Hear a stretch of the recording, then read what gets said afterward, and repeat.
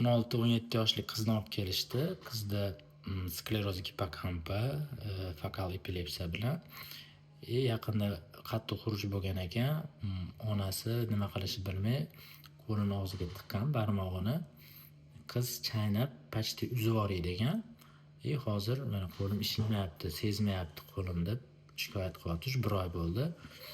Epileptik xurujda qosh tiqasimi, qo'lingiz tiqasimi, atvertka tiqasimi, u hech qanaqa xurujni to'xtashiga yordam bermaydi.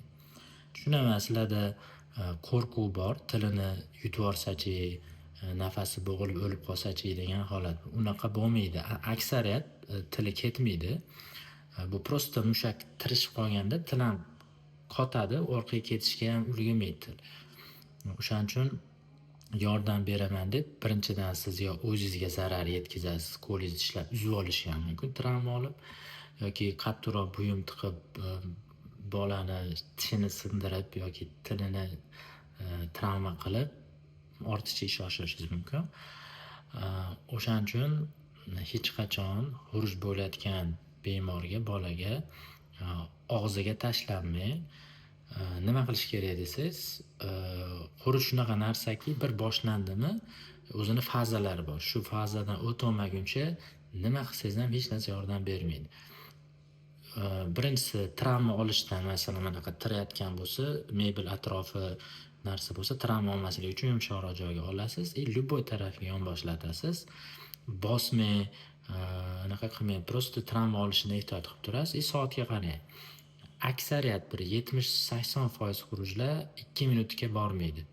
Juda kami 5 minut uzoqroq bo'lishi mumkin. Agar 5 minutdan uzoq bo'lsa, siz uje tez yordam chaqirishingiz kerak yoki yaqin atrofdagi shifoxonaga olib borishingiz kerak. Agar 2 minutda o'tib ketsa, bo'ldi. Bola yo uxlaydi yoki faoliyatini davom ettiradi. Hech narsa kerak emas. Xuruj o'tib ketgandan keyin magneziy qilish ham shart emas. Ko'pchilik shunaqa qilib yubordim deydi. Shart emas, hech qanaqa foydasi yo'q.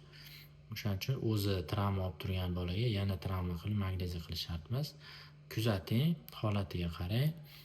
Tez o'tmay yana qaytalanib qolsa, unda yana shifokor chaqirishingiz kerak yoki olib borishingiz kerak, statusga tushib qolmasligi uchun.